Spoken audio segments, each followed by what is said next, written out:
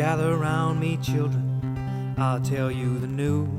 Don't worry about the names or dates, you already know it's true. Your doctor hates your baby, the prime minister's a ghost, and all them folks are sailing here 'cause they're in love with boats. Superfoods can save us from all our evil sin. JFK and Elvis own a bar in Wisconsin. And vaccinations were created by the CIA to steal votes from Bernie Sanders and turn your babies gay. So click the link you think you'd like and get tooled for a fight against those lefty fascist communists who are leaning too far right.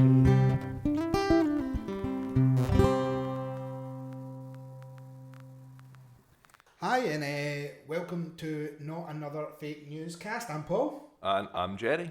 We're on episode 3 and this is a big one for us because we're going to be going to iTunes, I believe, after today. So that should be exciting. We've got some other things I want you to look out for as well.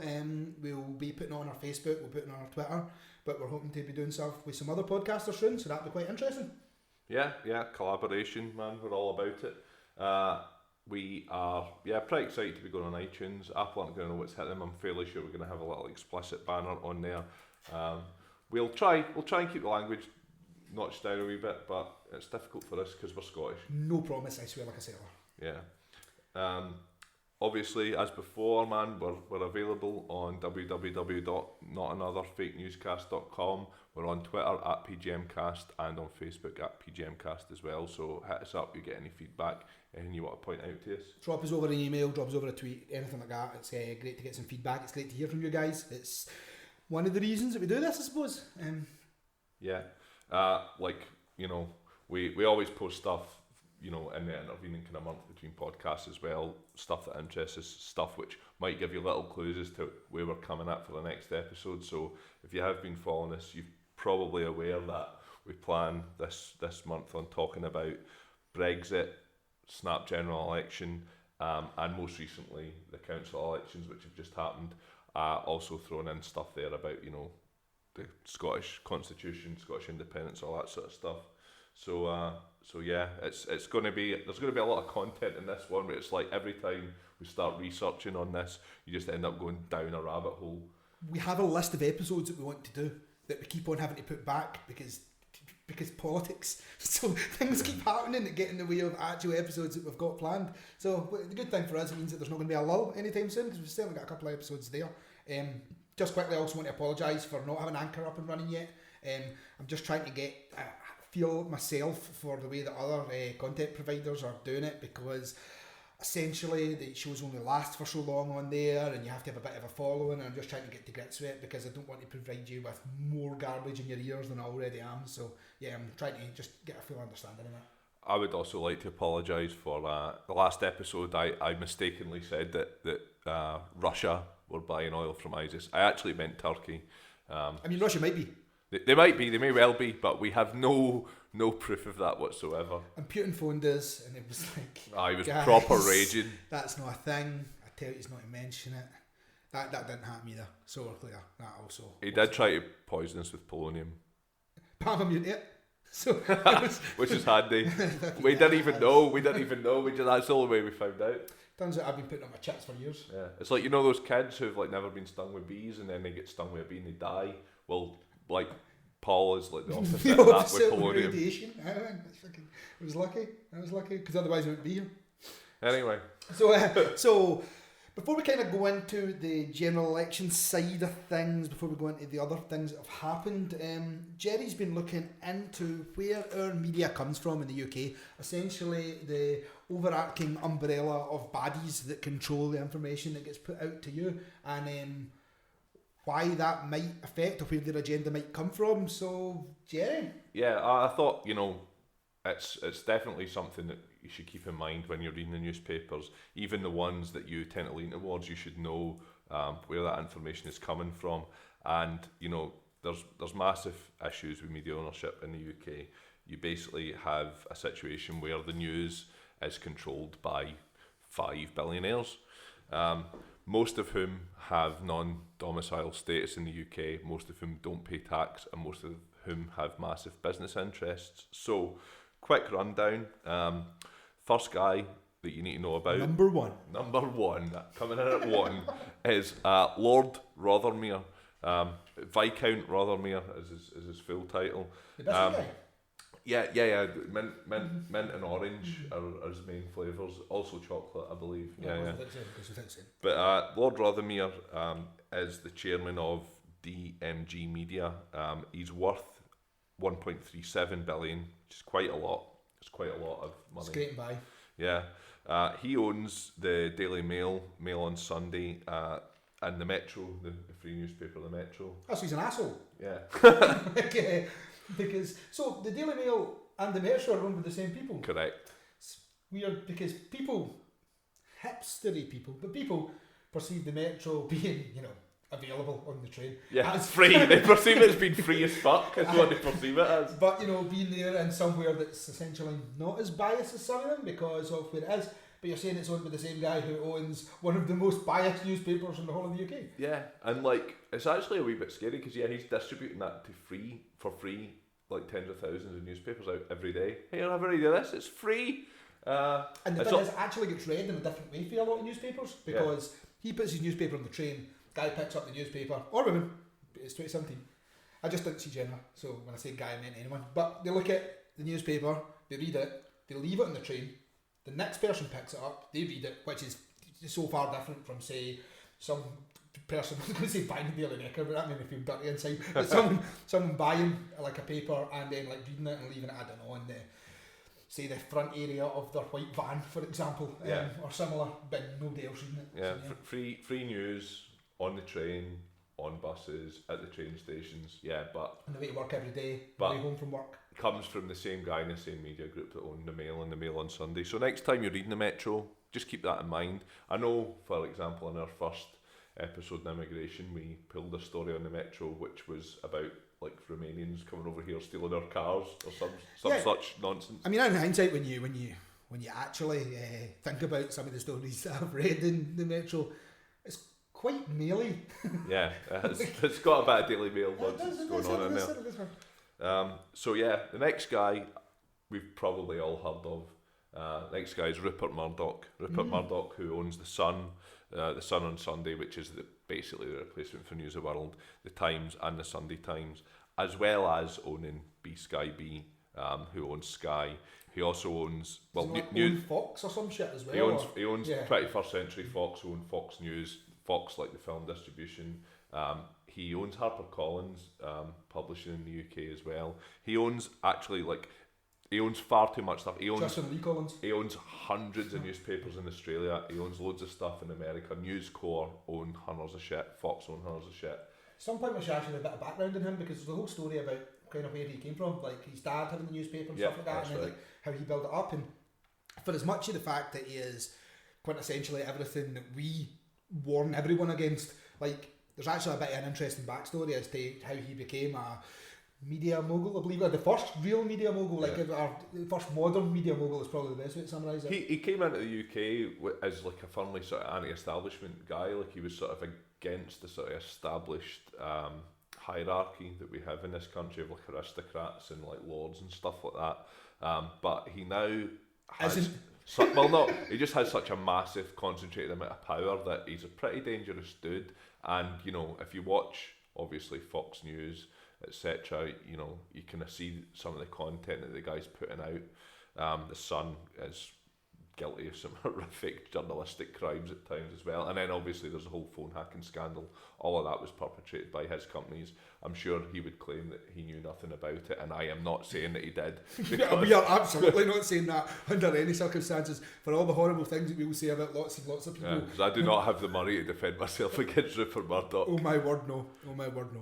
Anyway, so that guy, he owns all of that shit. He owns lots of stuff worldwide. He's a major dude. Now the next dudes, Paul, you're gonna love these dudes, right? Is the guys that own the Telegraph, the Sunday Telegraph, are two identical twins called David and Frederick Barclay. They also, as well as the Sunday Telegraph and the Telegraph, they own the Spectator and the Business, whatever the fuck that is. I've never fucking read it, but I imagine if you're in the business, it might be quite a big thing.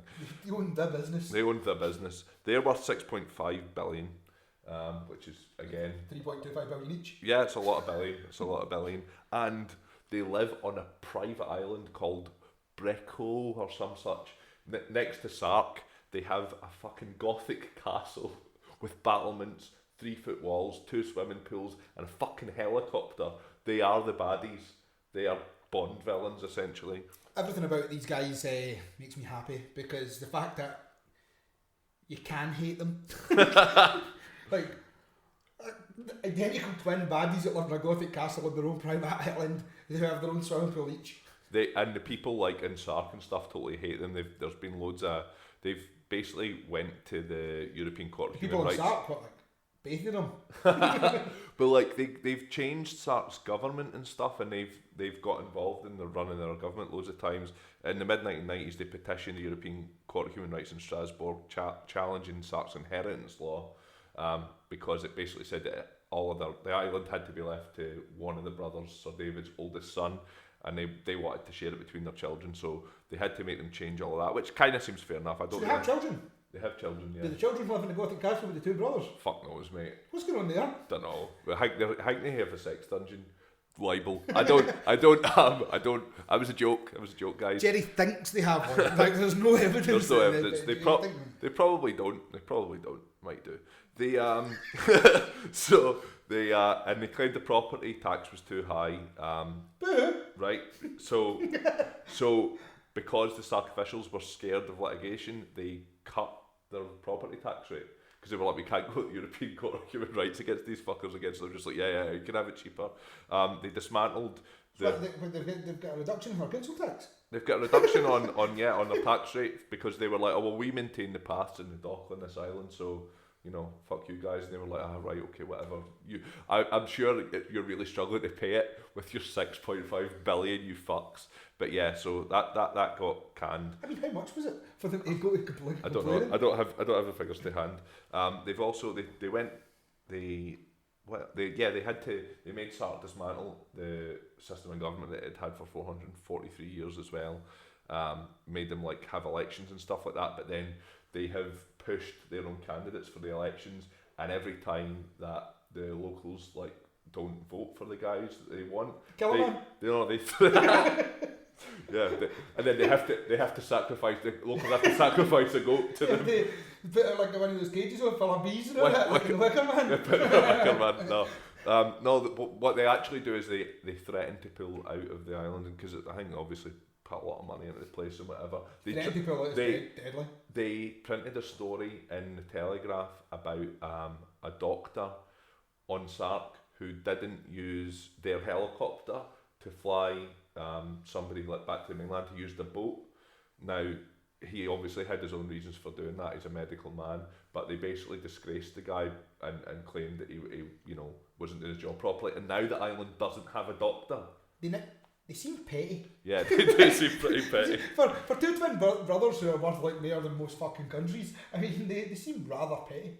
The Guardian and Ian Hislop in the Private Eye has both accused him of massive tax avoidance as well. Like they give Monte Carlo and Monaco as their address, but they operate their businesses from an office in the UK. They own the Ritz Hotel. They own the Ritz? Yeah, they own Yodel, Littlewoods, they own Ellerman Shipping Group, they own They own Yodel, what, the delivery company? Yeah. That is the worst delivery company I know, they're awful, right? They're absolutely awful. I don't even give a fuck if that's liable here, right? Yodel are absolutely I definitely hate the Yodel. worst delivery service. I have complained against Yodel so many times.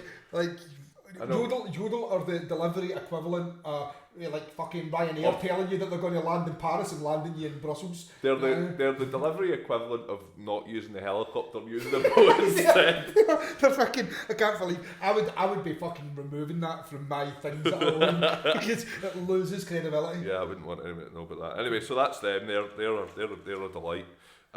You then have Alexander Lebedev, who is, well, apparently it's a traditional British name. Yeah. From the Lebedev family. Well, this is class, right? Because he owns like all the left wing shit.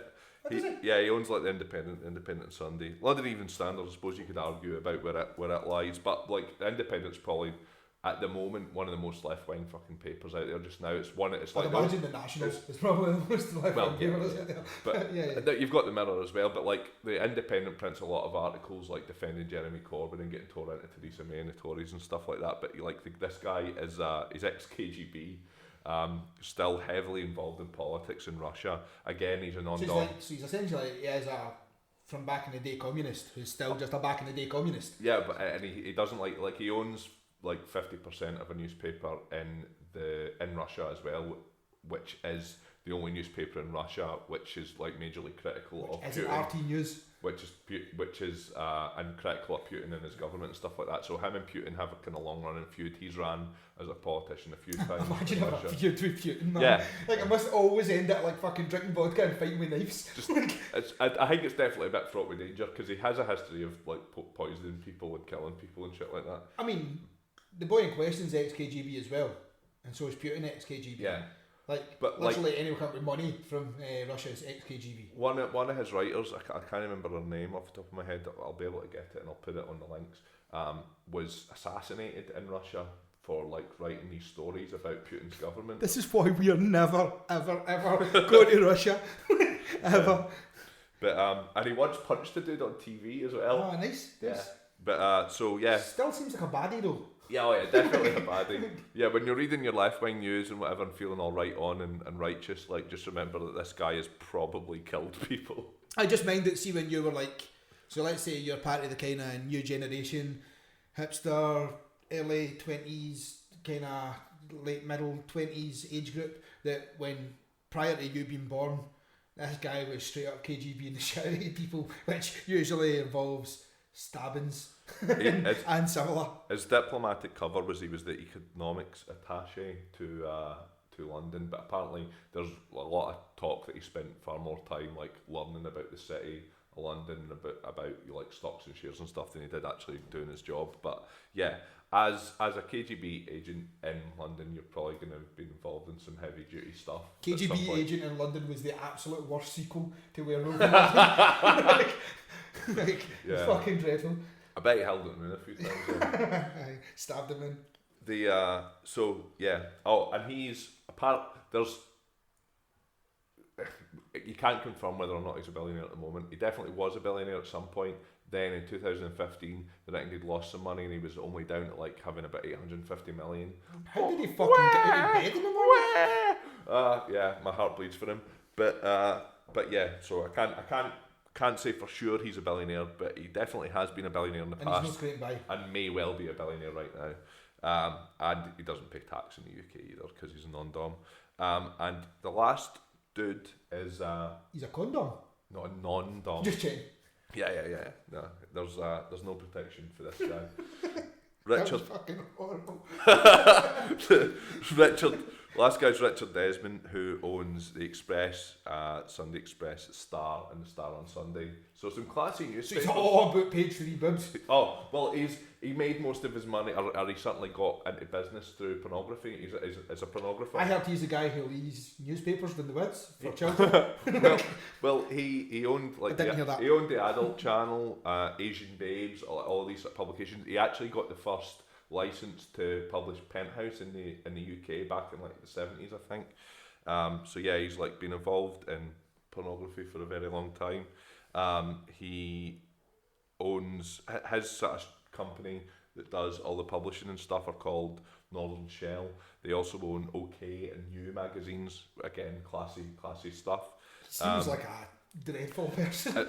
He sold Channel 5, 5 Star and 5 USA back in 2015. He owns Channel 5? Yeah. Oh my god. He owns the Fantasy Channel still. He was involved in a major controversy with the Gambino crime family from New York, where like there's a lot of claims that he had to pay them off because like they beat up his head of security and all that stuff and threatened to do a lot of bad things to him because I think he published an article they weren't happy with or some such. He claims that he knew nothing about the links to crime and he never paid them off. But you knew nothing about the links, the Gambino family's links to crime. I know about those links to crime, and I'm a wishy. Well, he like at the time all this was happening, he employed this guy as his head of security, who was like a right dodgy dude whose name I can't remember, but I'll find it. I'll put it on the links. And an associate of this guy claims that they basically gave the Gambino like massive suitcases of money to make all of this shit go away. But he is worth 1.49 billion. So was that a suitcase full of lots of money, or was it a massive suitcase full of money? It was a suitcase full of massive money. Right, Or just really big tenors, but there was only 10 of them in there because you had to fold them all up. It was like 50 quid, but it was a good suitcase as well. So that's alright. I mean, it was decent sized bits of paper. Yeah, exactly. Yeah. You know, you can't have everything. So yeah, the most important thing you need to know about Richard Desmond, bearing in mind the sort of political slant of the stories that you will read in the Daily Express, is that what?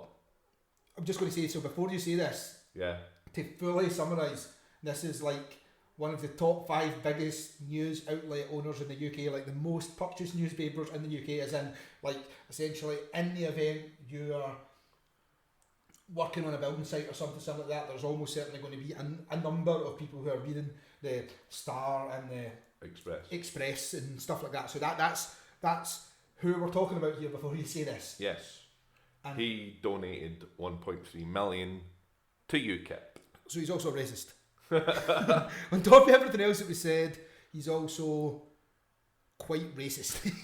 Well, he's obviously got an agenda, I think, is important, I think, to point out there. Like, the newspaper certainly had a massive hand in steering the UK towards even the idea of having a referendum.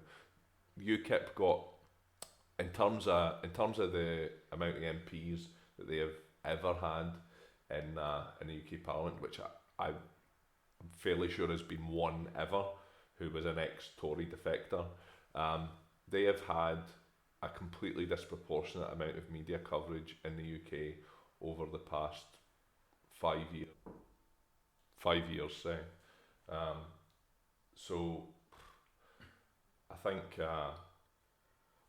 So my feeling is that, do you think that UKIP were ever intentionally a political party? Were they ever driving to gain seats, or were they there just to like kind of break up the electorate? Were they there just solely to say, we want to leave Europe, the Conservatives want to leave Europe, but the Conservatives, being the leading political party, can't say we want to leave Europe? I think there's always been Tory backbenchers and stuff, or a certain section of the Tory party which did want to leave the EU, and it could never really be because that wasn't the will of the people, it could never really be the will of the government to do that. Well, right, so first of all, like, UKIP were definitely set up as a pressure group to try and push this agenda of leaving the EU.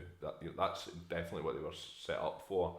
And within the Tory party for a long time, you have had a sort of internal wrangle going on whereby, you know, a certain percentage of the party believes that the EU is the best thing for the UK. Because some Tories left and to join UKIP specifically for this, and I've not actually checked into it, but I may even imagine that some of them may now be back as members of the Tory party that signed this. Well, Douglas Carswell defected from the Tories and ran, and he was UKIP's only MP, right?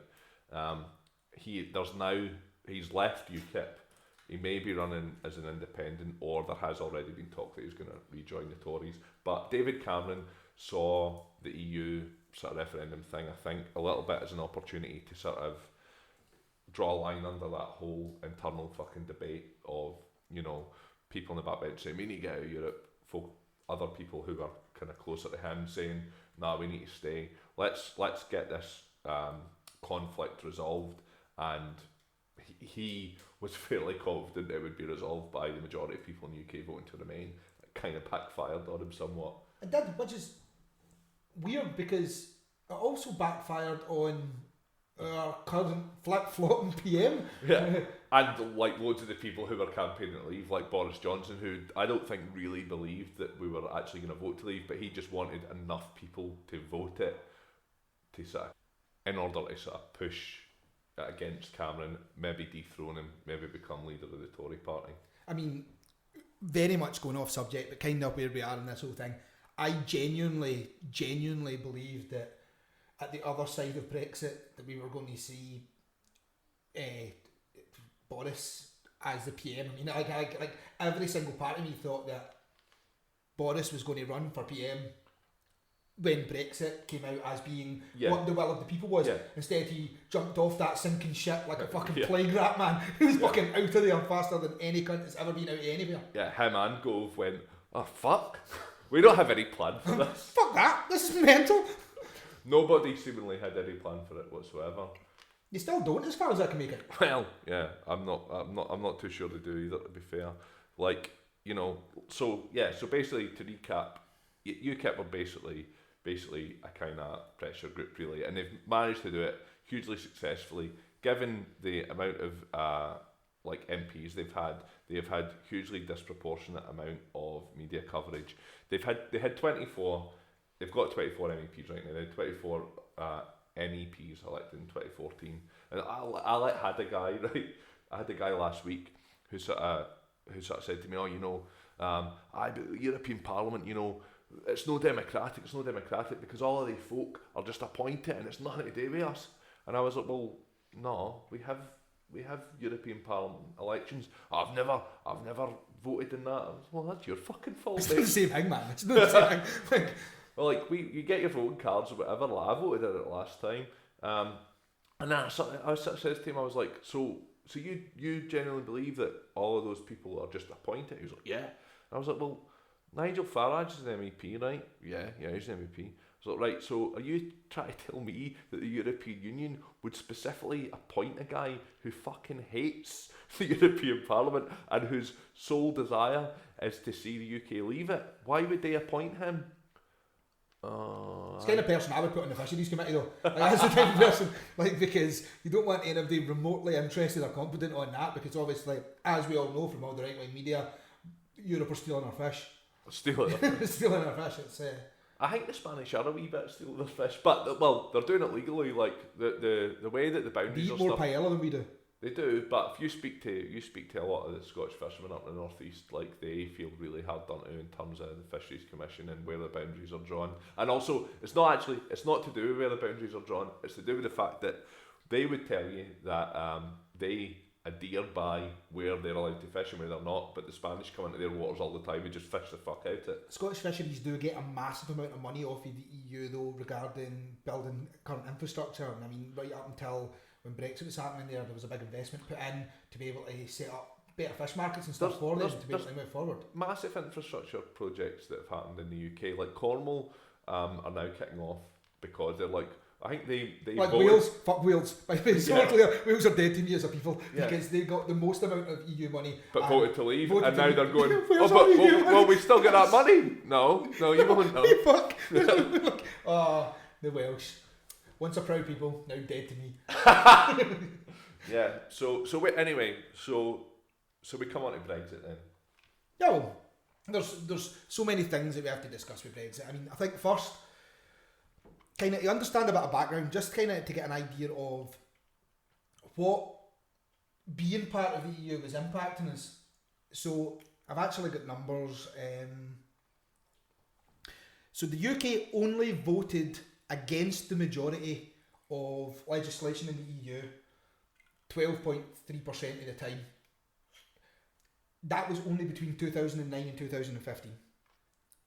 So you're saying that the vast majority of the time the UK representatives agreed with the EU? Yeah. I mean, so essentially, in fact, we can go back further. Between 2004 and 2009, they only voted against 2.6% of the legislation. So essentially, they agreed with fucking all it. I mean, like, between 2004 and 2009, weirdly, Labour government, they were much more for things like, I don't know, workers' rights and shit. Yeah. Whereas they were less for, like, workers' rights. Are you saying that the more UKIP MEPs we had represent our country in Europe, the more we were against this? While there was more UKIP members of the European Parliament and we were being run by a Tory government in the UK, people seemed to be less for things that Europe wanted to do. But even at that, they were only less for them by 10% of all the legislation that was passed. I mean, it was like fucking negligible, like a tiny amount. Yeah. And I'm almost 100% certain, and I can't I don't have the actual things that they had voted for in front of me right now, but I'm sure that when I was reading it, some of the things that we were against as a country were things like the rights for pregnant women on and for how long you're meant to be off when you're for illness pay and stuff like that. And I believe those were the ones that they voted against from something that I had read in the past. I will try and find the exact things that they voted against for the links, but which is very Tory mindset. Do you know what I mean? Like, it's very removing workers' rights. But yeah, so it's a negligible amount of things. So when people tell you in the street how the how the EU is dictating things that we have to do, in fact, our representatives, that whether you believe we're elected by, whether you believe we're like chose out a fucking hat, whether you believe they were elected or not, they were definitely elected. And even if they weren't, they still fucking agreed with the EU anyway. I mean, like, they still so Nigel Farage and his cronies, fucking 78% of the time or something like that, agreed with what the EU were pushing forward, or not, maybe not agreed, but were voting for it. But it gets more than that, because the legislation that they were voting for, they were part of coming up with.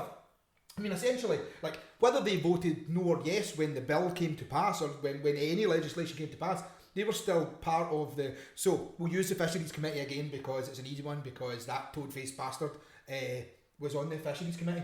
He was part of the group.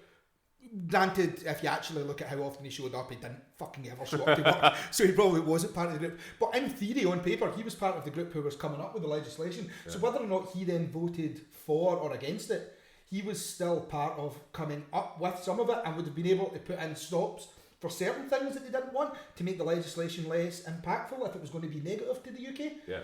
So then, what that tells you is like, essentially, in theory, what was being passed by Europe would have at some point or another be passed by the British government anyway, or certainly they weren't against it. Our representatives thought it was beneficial for Britain. So, so why is it then? Why is there the belief that we're being dictated to by Brussels, that they're making us sell fucking straight bananas or some shit? I don't know. There's some weird banana. Just all the other bullshit that we're told about Europe. Okay, in the interest of balance, though, like, things like TTIP, be you aware of TTIP? It was like the transatlantic trade, absolutely, an investment partnership.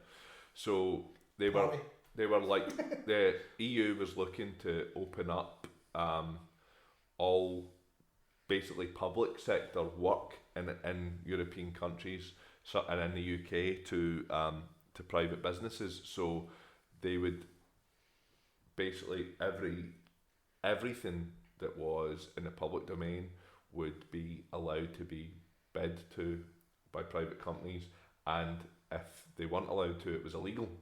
And I think at some point last year, a ridiculous amount of millions, like it was at least 2.5 million people across the EU had signed a petition against this transatlantic trade agreement. Now, the European Commissioner, it was a woman, I forget her name, but I will put the links up here, I'll put links up to the article, was questioned on this by, I believe it was The Guardian, and her answer when it was put to her, 2.5 million people have signed this petition against this agreement that you are trying to push through, and her answer was, I'm not here to represent the people of Europe, I'm here to represent the interests of big business. Now, that doesn't sound massively democratic to me. Well, it doesn't, but we currently have a PM at the present moment who absolutely, I was going to say something there that I can't even 100% prove, but for all intents and purposes certainly comes across as she has only got interest in representing big business. Well, yeah, 100%. I would agree with that. I mean, well, just... Granted, she's not actually democratically elected to be like that. No, not yet, not yet, but I'm sure it's only a fucking matter of time, unfortunately. But what I mean with that is like, you can still be... If it's seen as the best interest for Europe by a specific person, or we'll take Britain because we can use it as a small representation of something we know a lot more about in the grand scheme of business. Theresa May, as a PM, is making decisions that she believes is best for business, which subsequently she will claim she believes is best for the UK to move forward. Yeah. Conveniently, because of her interests, big business doing well means that she has more money. Oh, are you talking about Philip May, the husband of Theresa May? the husband of Theresa May. So, some things about Philip May, or may not want to be known. He is part of an investment group, based in London. Now, I believe his specific role is like pensions and his LinkedIn profile, which has now been deleted, I believe, listed his focuses and work as pension fund and insurance relationship management and conflict of interests. Yeah. Which is something that he deals with quite a lot. So, just right for information, Capital International is the name of the financial services. Capital Group. Yeah, they are one of the world's oldest and largest investment management organisations, and they have 1.39 trillion worth of assets. Dollars, that's dollars. Because otherwise it'd be... I'm glad you cleared that up. Yeah, so it's not that much, really. Australian dollars at that? No, I'm kidding. So what financial interests do they have, for example, then, Paul? Well, Amazon, they own I mean, they own 20 million, I believe. 20 million shares, 20 million which shares, equates to 30 odd billion. Yeah, 32 billion or something to that effect. Anyway, again, we'll provide all these actual numbers, but essentially, so they own a staggering amount of Amazon with regards to stock worth. 32 billion worth of money. That's so. If Amazon's profits, 32 billion worth of. No, that's right. 32 billion's worth of money. 20 million's worth of actual stocks. Yeah. Yeah. So it's fair to say that if Amazon see their profits decreased in any way, shape or form, it's going to massively affect that investment. Yeah, and one would imagine that you would probably be, certainly at the level that he's at, you would have bonuses based on company performance, for example. So if your company suddenly... But also you have 32 billion in there, which equates to the 20 million of shares. I don't know what price they bought them at, but they only want those shares to become worth more money. Oh, yeah. And for example, if Theresa May was to implement a more stringent method of getting taxes out of Amazon, who currently pay extremely small amount of taxes in the UK, if they were all of a sudden to be forced legally to pay more, that would very much affect that investment that her husband works for a company who control. May vows to stop tax avoidance while her husband profits from Amazon and Starbucks. A beautiful headline from RT News. RT News, yeah. RT News, known lover of the big business politics, in the right wing. So pinch of salt, obviously, before we do this. But the long and short of it is, they have a story about how specifically in a recent-ish, in the last kind of 6 months, Theresa May has said she is going to close loopholes regarding tax avoidance by big companies like Amazon, that Phil's company always gets stocks for, Starbucks, that Phil's companies get stock for, and I believe one or two others that Phil's companies get stock for. You can imagine that literally instantly there was a phone call just like, Theresa, you're fucking killing me here. Like my boss is like, what's your wife doing? She never mentioned this. We're not invited to the Christmas party next year. Absolutely not. The beauty is somewhere in this article, and I'm going to put up the article because there's a hilarious line that essentially says we're unaware of whether or not Theresa is aware of the assets owned by the company that our husband works for. She does. So, because at some point, we'll put it this way, this is actually a better way to say it. Even if she didn't, someone in the fucking British government knew. And she had a speech, and she was talking about this speech to people in the British government, and someone would have just been like, Theresa. I understand that they're both probably pretty busy people, right? But breakfast. You know, at some point, yeah. Oh, that was breakfast, no Brexit. No. At some point, you come home at night and you're like, oh, how did your day go? I had a fucking nightmare. My company have like just bought 20 million worth of shares in Amazon. Oh, have they? Oh, right, okay. That might affect my work. Oh, yeah, might not, right enough. Oh, well, let's no longer have this conversation. Let's pretend it didn't happen. I mean, well, like, I'm being facetious, but at some point, you talk to your partner. You know what they do for a living. Conveniently though, Theresa has found a way around this. All right, okay. So what Theresa May has also said is she's going to give Britain the lowest corporation tax of the world's top economies. So cleverly what she said is I'm going to stop companies from not paying tax by making the amount of tax they have to pay really, really little. Yeah. So it balances out. It does. So actually, when David Cameron got into power in 2015, David Cameron had said that he was going to bring the corporation tax down to essentially 19% and by 19% by 2017, 2018, and by 2020 he was going to bring it down to 18%. Right.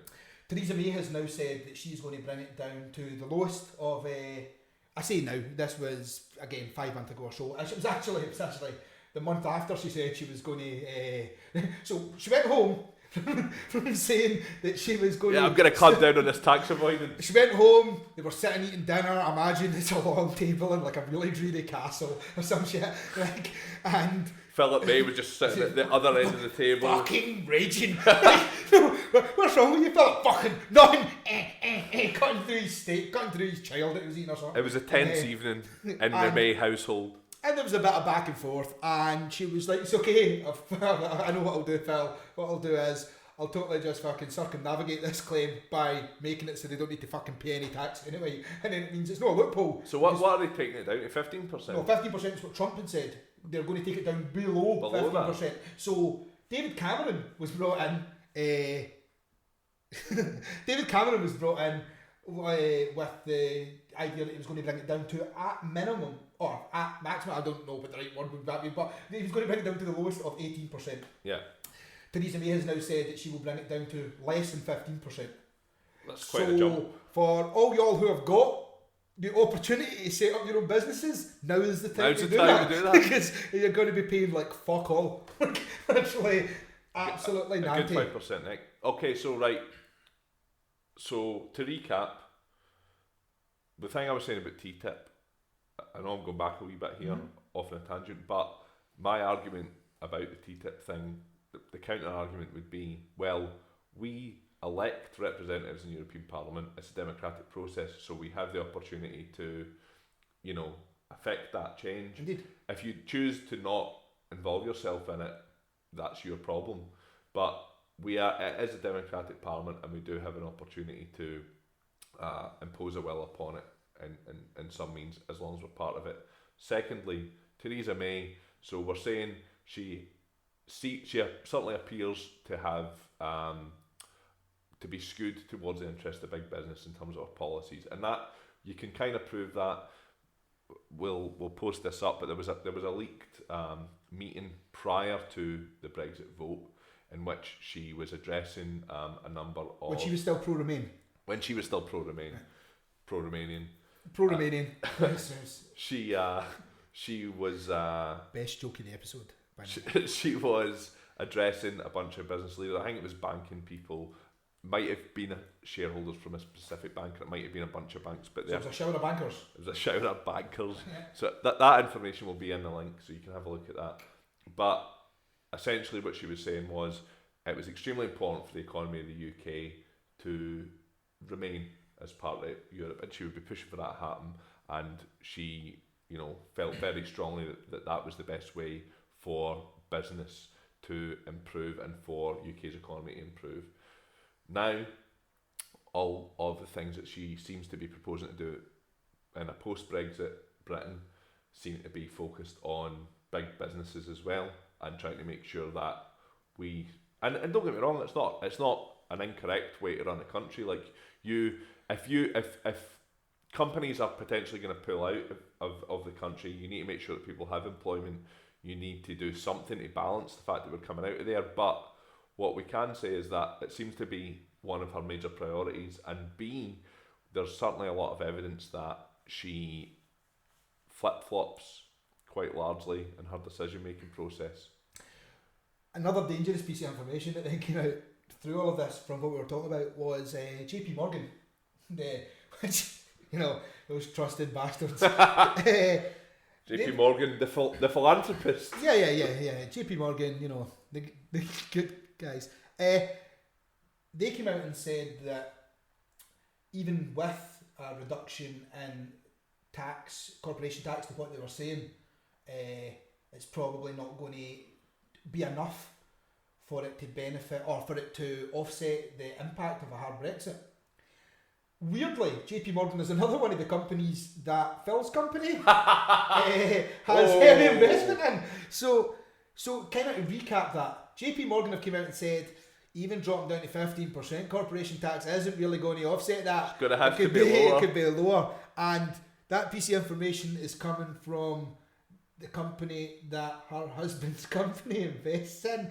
There is, I can't say beyond a shadow of a doubt that there is a conflict of interest, because I don't know, because genuinely they might not fucking tell each other. But there is a conflict of interest. There is. I mean, I know, but I can't say definitively there is, because for all I know, they fucking sleep in separate bedrooms and hate each other. Yeah, like, but as long as they're married, yeah, as long as they're married, she seeks to make money. She seeks to make money out of the decisions that she makes.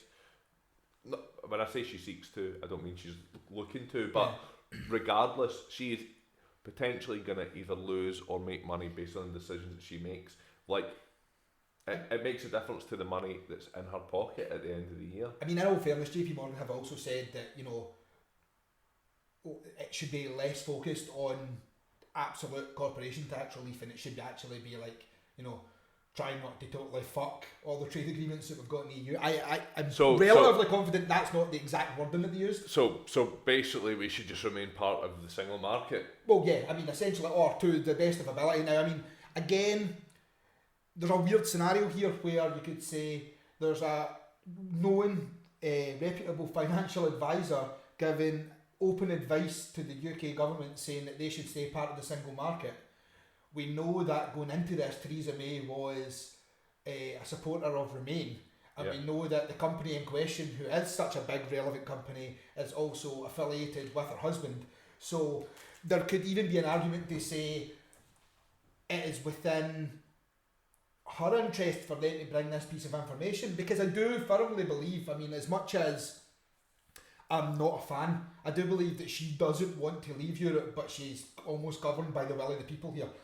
Well, she's been pushed into a corner. I think she's almost accidentally became Prime Minister as well. She was the least likely person of any of them. But nobody else wanted to do it.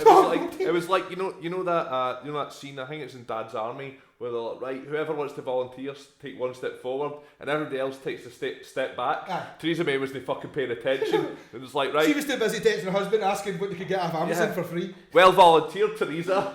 Yeah, I mean, that is kind of how it feels, and like so then having a company that is affiliated with her husband coming out and saying what we should do is stay part of the single market is really a benefit to her. It's certainly a benefit to her mindset. Now, I'm not saying that there is any underhanded scenario happening there, but it begs the question, do you know what I mean? Like, you have to keep it in your mind that the information that we're being told, essentially, if we're only being given information regarding what we should do for the EU from companies that are affiliated with her husband, like, that's something that is... Well, also as an electorate, can you trust her? Because one minute she's saying we have to stay in the EU, now she's saying we have to leave.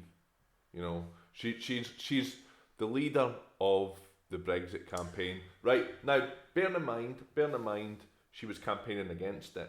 She's not campaigning for it, but she's leading something that she clearly didn't genuinely believe in. So, is it political opportunism? Is it an opportunity for power for her? You know, for me personally, with principles, can you imagine, right, see if Jeremy Corbyn, for example... This is what I'm actually going to use an example. I'm going to be almost kind of sick in my mouth, because I'm going to play devil advocate here, and I really don't ever want to do this for Theresa May. But I firmly believe that Jeremy Corbyn's stance on Brexit is based solely on his belief that it's the will of the people. that they want to leave the EU. But he's always wanted to leave the EU. I don't think he does want to leave the EU. No, though. he didn't really back the Remain strongly. No, I say he didn't back the Remain. But that's because if you look at his political history, he's always been anti-EU because he believes that he's anti-establishment. Well, no, but I think mainly he believes that it drives wages down and it drives terms and conditions down for people in the UK, and he's for the workers, he's for trade unions, all that sort of stuff. So from that perspective, he was against. But I would argue European that it Union. doesn't.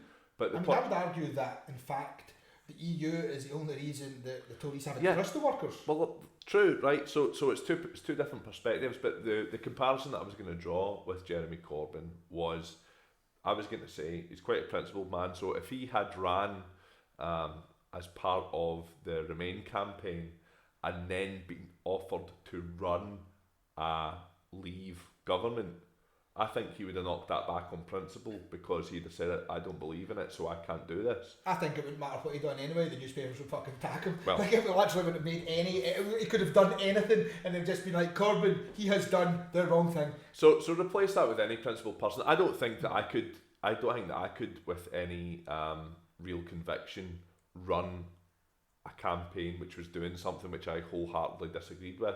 So I'm suspicious of a person who can. I don't want to be the defender of Theresa May ever. This makes me feel fucking uneasy, right? But I will say that she is be it elected or non-elected, she is the Prime Minister of the country. Yeah. She has to represent the will of the people. Yeah, and I 100% agree that as she has represented the will of the people, and the will of the people have said in a majority, a small majority, but a majority nonetheless, that they want to leave the EU, then she has to represent the will of the people. Of course, and like, there's no way. I am not saying that we should. Well, I'm saying we shouldn't have voted to leave the EU, but now that we have to.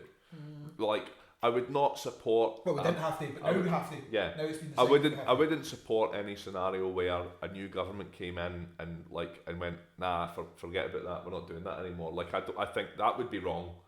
Not in Scotland though, because 63% of people, I think it was 63%, voted against leaving it. So 60%. there is an argument for Scotland to be saying, well, we massively voted in favour of staying, so we want Northern to stay. Ireland as well. Actually, yeah, but it wasn't as big a margin in Northern Ireland. Like, if you look at the percentages, just in terms of percentages, there's about 36 people in Northern Ireland. that's not true. My wife will batter you. I know. Very well. They're in terms of the independence referendum, there was I think it was 55%. Yeah, 55% voted no. 45 voted. Yeah, 45 voted yes, right?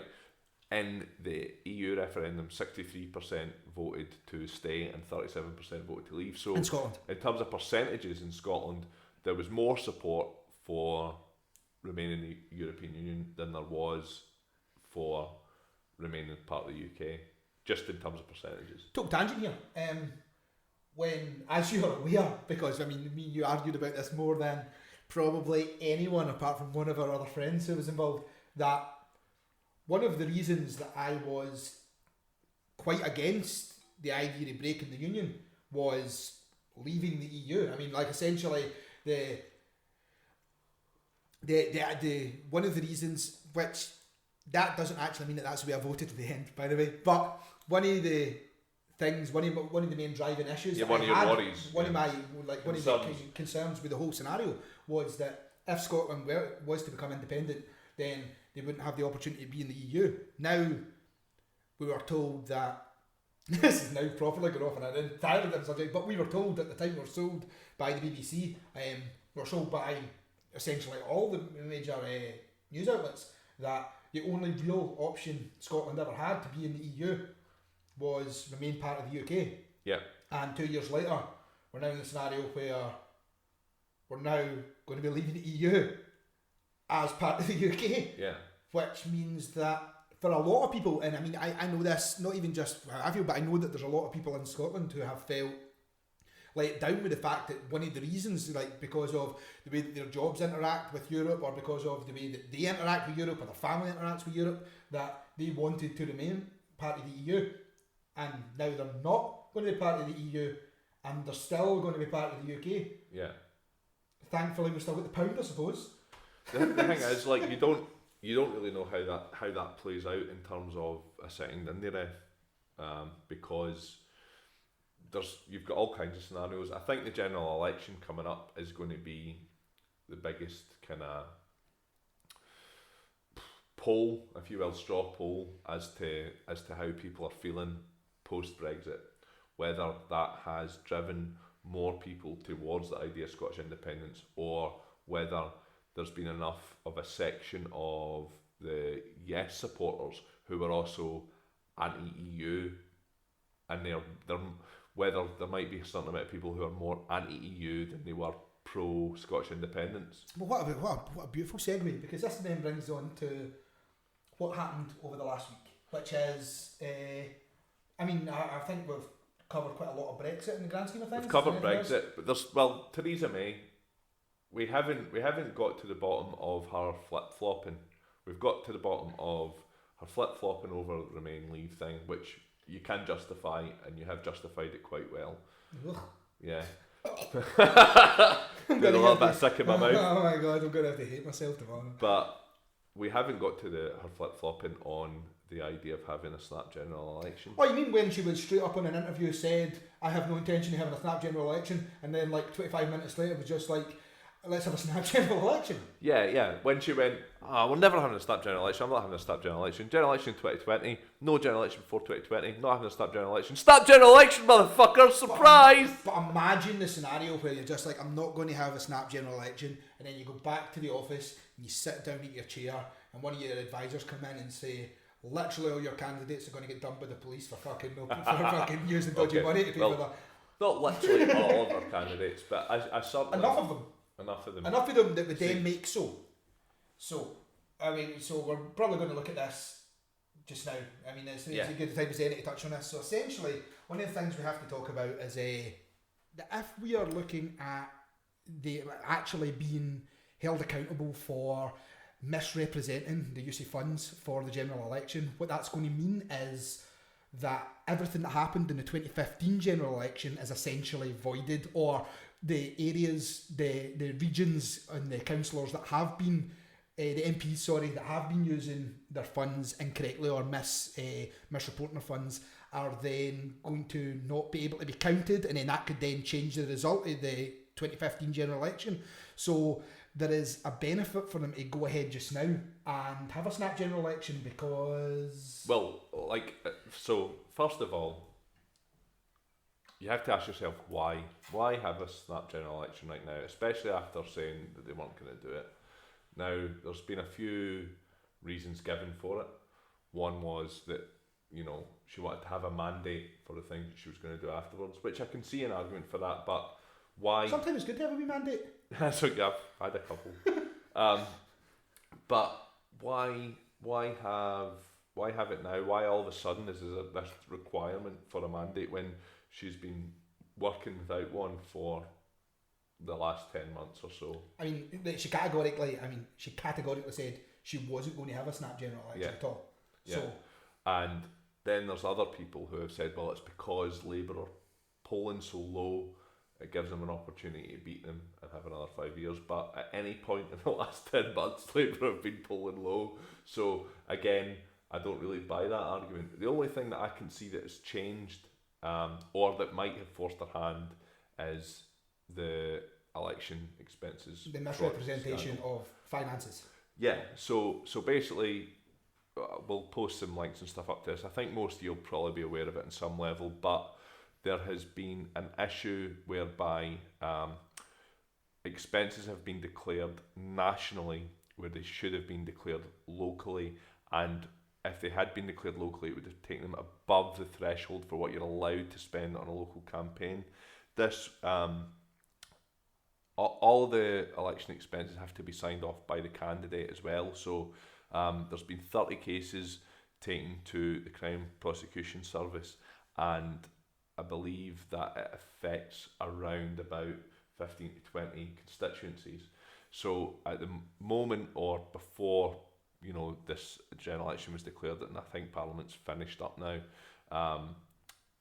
the Tories only had a majority of 13 MPs, so they could potentially, especially because this controversy would have been the major focus of the media.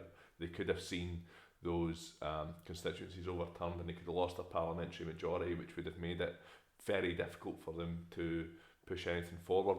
Now, I had a wee bit of a to and fro with a very good friend of mine who is an editor at a newspaper about this, because he wasn't sure that there was an opportunity that these elections would have had to be rerun. He was convinced that it would be a fine, but I spent a good morning reading the Representation of People Act, which is pretty dry. Riveting stuff.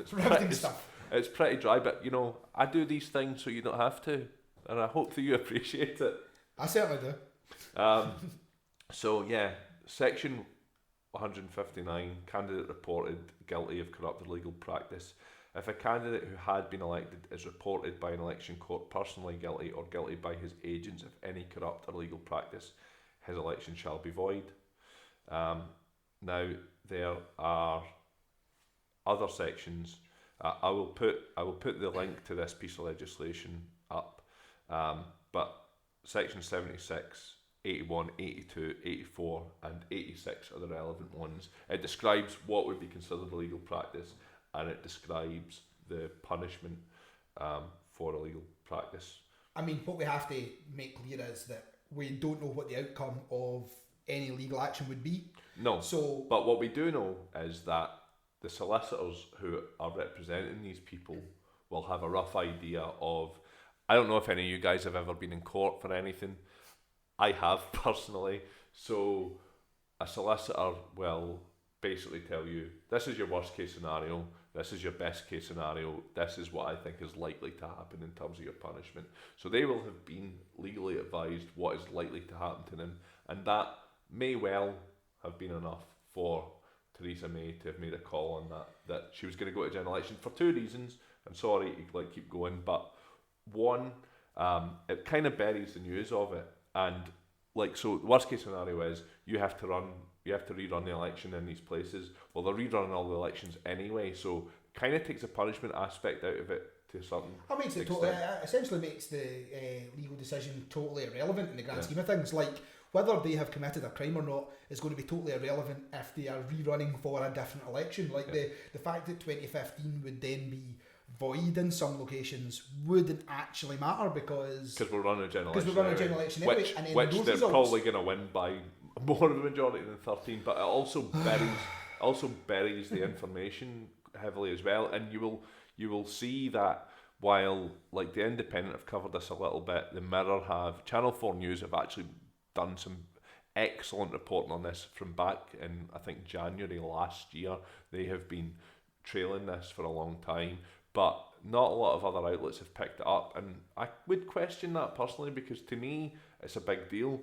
I mean, the reason that these laws are in place is to prevent people from just throwing money at it, from banging money into a political party and getting their voice heard because they've got the most money. Essentially the exact way that American politics works. Yeah. Essentially, you don't then have lobbyists pumping tons of money from, say, oil into the people that they want that are going to pass bills that benefit them. So, and then they've got, well, fuck tons of cash that they can go around every single person, man, woman and baby, and convince them to vote. I mean, there's a limit to how much you can spend, and that is so that an ordinary person can represent themselves and have a fair shot at winning a candidacy in a constituency. Now, what I would imagine you're probably going to see, and I can't guarantee it, and it's something we're going to have to look at as things come across, and we'll definitely be doing an episode on the general election as and when it happens. Yeah. There's no doubt about that. And certainly Anchor will be set up for that, so we can do it in real time, because stuff's going to come out daily, one would imagine. But and we're political geeks and we love that shit. Love it.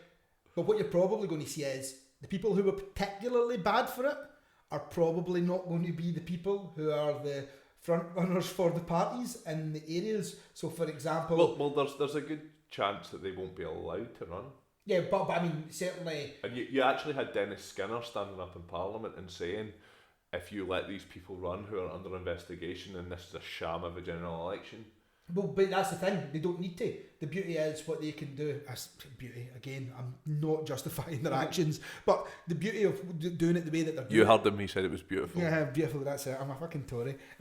But what they can do is they can take the guilty parties out of being at the forefront of the next election, and like, see, in the nicest possible way. There's a lot of places now in the UK, especially in kind of central England, but a lot of places in the UK where the Tories could just run any cunt because people are just voting for the Tories. I mean, that's the nicest possible way to put it. They could just literally run, they could run the same person in every fucking constituency. Nobody would even fucking notice. There's a lot of people out there who are voting blindly for the Tories. There's also a lot of people out there who are voting for not Corbyn. I'm voting tactical. This grinds at me. So tactical voting the Tories because you don't want Labour.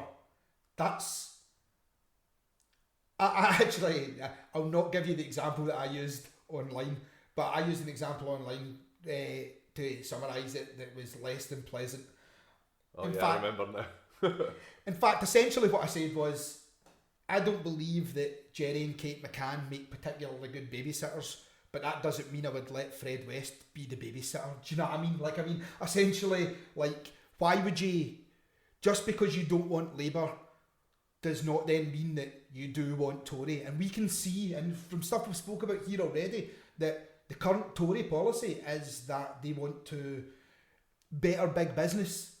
And we know that they don't want to, they want to take money off of disabled people and off the lower income families and people who are on benefits. And man, there's another issue, and we'll post the links and stuff like that, and I don't even want to illuminate because it's fucking horrible, about the whole, if you've got more than 2 children and you want to have benefits, you then have to justify that the third child is essentially from rape or non-wanted sex. Yeah, that's non-consensual sex. Yeah, that's fucking... And you have to fill out like a 20-page like form to prove it. A rape sheet saying that your baby was unwanted. I mean, what kind of fucking dark world do we live in when the government are asking for that? But yeah, so what the concern is obviously is, you know, people are voting Conservative just because they don't want to vote Labour. And we've got like Conservatives now who are being investigated by the police for committing crimes that are still currently, when the council election just happened there, are still able to be voted in for seats. Now, granted, it's not the MPs, but essentially the same people who were all involved in that, you know what I mean, the same parties in the same areas who are getting votes just because they don't want Labour, because the news, the billionaires that we spoke about at the start of this show are telling you that Jeremy Corbyn is some kind of psycho lefty. Well, if you're a multi-billionaire or a billionaire of any description who are using tax loopholes, multi-millionaire, even if you're a multi-millionaire, yeah, to avoid paying tax, and somebody is standing up and saying that I'm going to run under policies with a manifesto which says we're going to close these tax loopholes, you don't want that to happen, do you? Because you want to keep all your millions or billions in your pocket. So you then have a way of disseminating information which badmouths this guy and makes him look like a wacko, when actually all he wants to do is maybe give a lot of people a fair chance. Now, in the interest of balance, there has been, I think, mainly as a kind of kickback against the sort of seeming right-wing leanings of a lot of the mainstream media in the UK at the moment. There's been a kickback in terms of what some people are calling the alt-left in the UK. So we're talking like social media stuff, like Another Angry Voice, who's actually, I would recommend pretty highly, writes a lot of good stuff. The Canary, Peter Serafinowicz. Angry Salmon. Hilarious. But the Canary have gotten a wee bit of bother, or have been kind of proven to be putting out a little bit of fake news recently.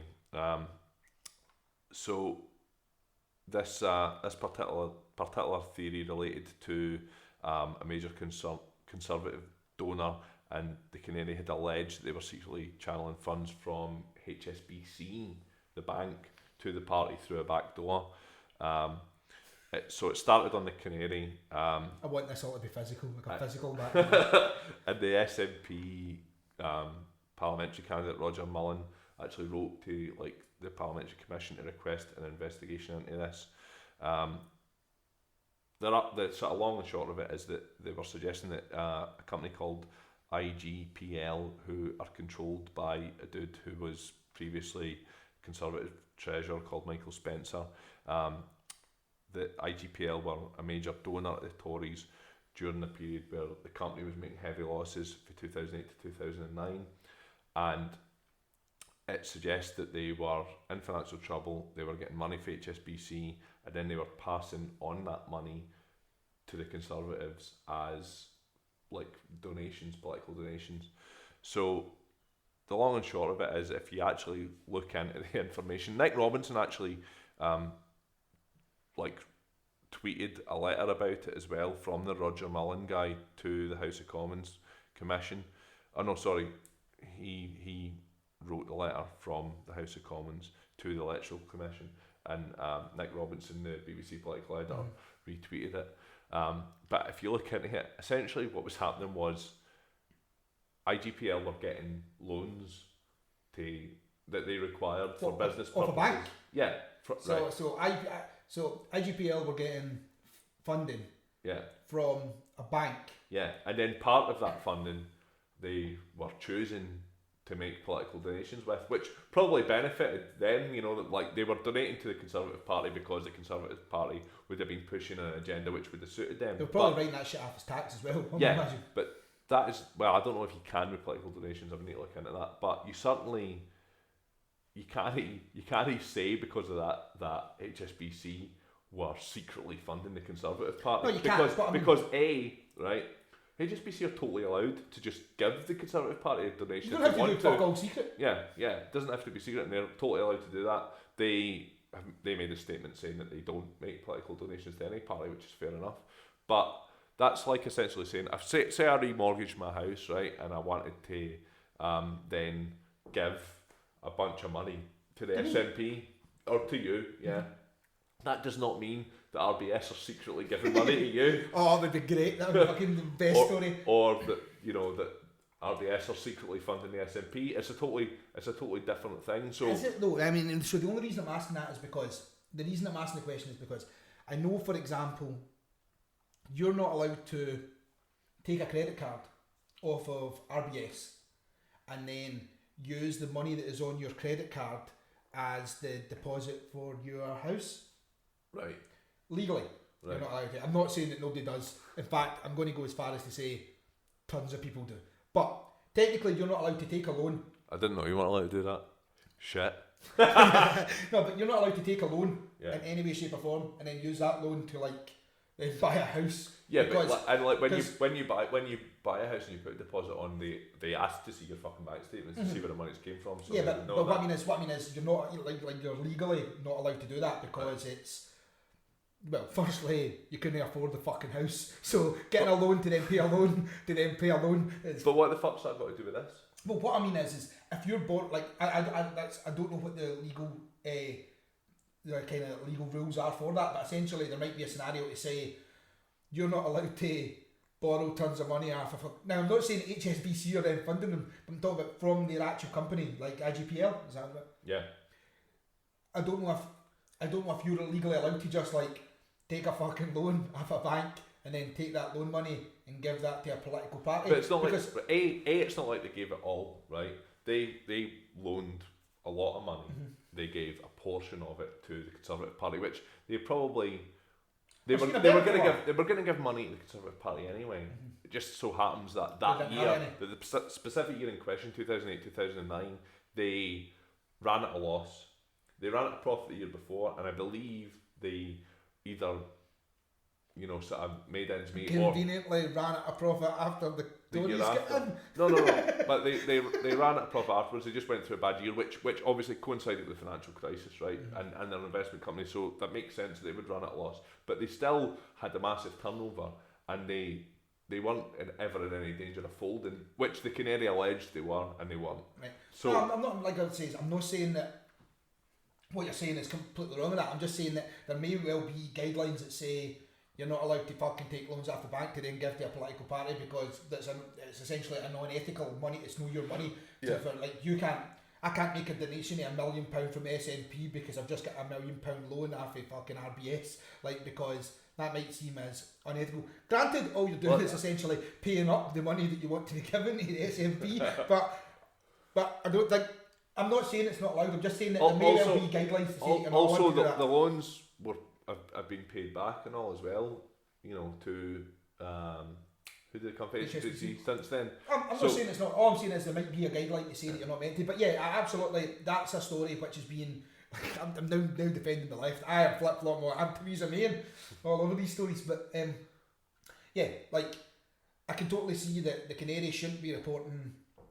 That's fake news. I mean, that's fake news. Yeah. It's certainly to claim that HSBC are funding the Tories because they're a fucking bank and they've given money to somebody who's then funding Tories. If the bank wanted to, they'd be totally allowed to as well. That's the thing. I don't get I don't see. I mean, other than maybe not wanting to piss off some of the people that invest money with them who are Labour supporters. So I can actually bring it back. Here's a scenario that could be in place.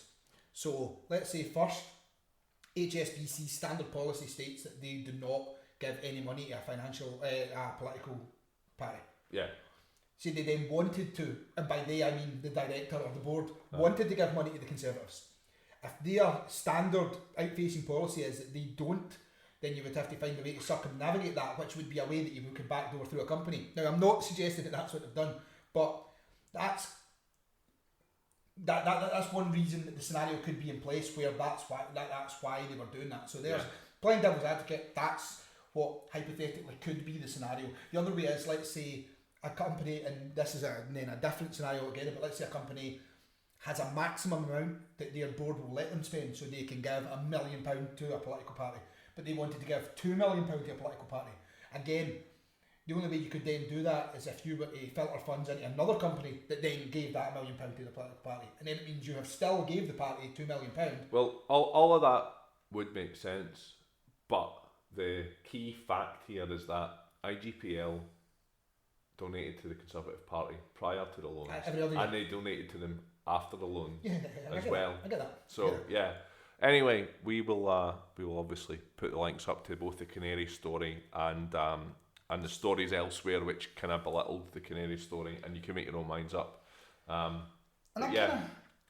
think I said in the last episode that there's not as much fake news coming for the left, and I think because of this general election, it's amped up a little bit in the minute. So really be very, very careful of the stuff that you're taking in and believing, and make sure you're doing your research. Oh, be vigilant right now. Be vigilant because they're trying to as if it's some kind of overarching fucking dark conspiracy. The baddies. Don't see those twins on fucking that mad island. They are trying to fucking push their fucking agenda. They are trying to make sure that they don't have to pay their tax because they're upkeeping the roads and that on Brexit or whatever the fuck it's called. And the porn baron that owns a Star, he's got an agenda to push because he's not a fan of people who aren't a fan of porn. He's got an agenda to push, and that agenda is titties. No, pushing the titties. Anyway. So that probably brings us along now to the current shit that's in the news. Essentially this week's council elections. So, first question I'm going to pose to you before we start any further is, and I think we did actually mention it a little bit earlier, but how do you feel the council election results reflect what's going to happen in the general election? Okay, well, I think before we go into the actual results in the news, so you're just asking my opinion. I'm just asking your opinion because I know that the only reason I'm asking this and the only reason I'm putting out the podcast is we disagree to an extent regarding certain things, and that's we have different views on kind of the results and what those results have. And don't get me wrong, it's not just Jerry I disagree with. There's people who are our friends who agree with me, and there's people who are in my family who disagree and agree with Jerry in this. So okay, are we talking in terms of Scotland? Are we talking because me and you generally when we talk politics we're talking about Scotland. I would say UK wide, I think what they show is that UKIP supporters have generally became Tory supporters because they now see the Tory party as the party who are going to push Brexit forward. So you have a right wing of politics in the UK, which is fairly unified right now, fighting against a left wing of politics in the UK, which is largely in disarray and largely Who is the left wing in politics in the ununified. UK at the present moment?